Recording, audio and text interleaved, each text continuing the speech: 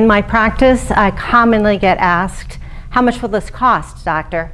So I'm writing the prescription, I make the diagnosis, but then I'm asked the tough question, and I find many times I'm ignorant because I don't know how much it's going to cost this patient.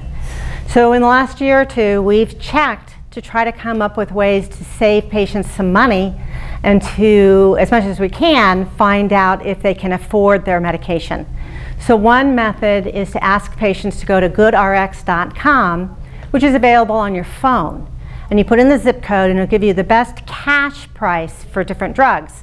So my medication could be $60,000 a year, which we have to do other things, but I can help them with their statin, hypertensive drug, insulin, and all of those add up so that they can put more money into their deductible or something else. So it's a way of making their medical dollars go farther. Another way is to ask the patient if they're a veteran. They don't always realize it, but I can write the prescription. If they're a veteran, I can hand the prescription to them to take to the VA, and it's often much cheaper for them to do it that way.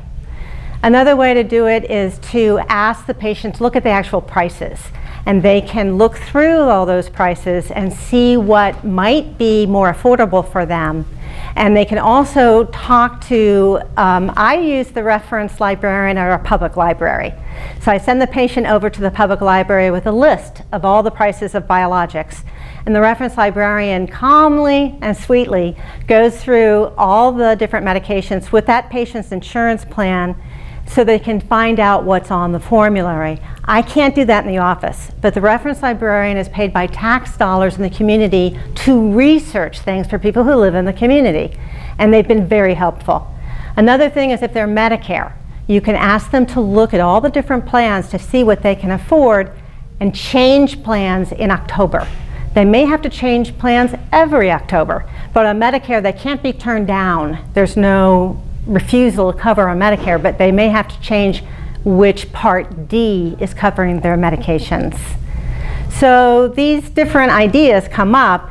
You can also ask the patient to check with the pharmaceutical company that produces their drug to see if there's patient support. I can't predict that, but that's another thing you can ask the reference librarian to look up on the computer for your patient.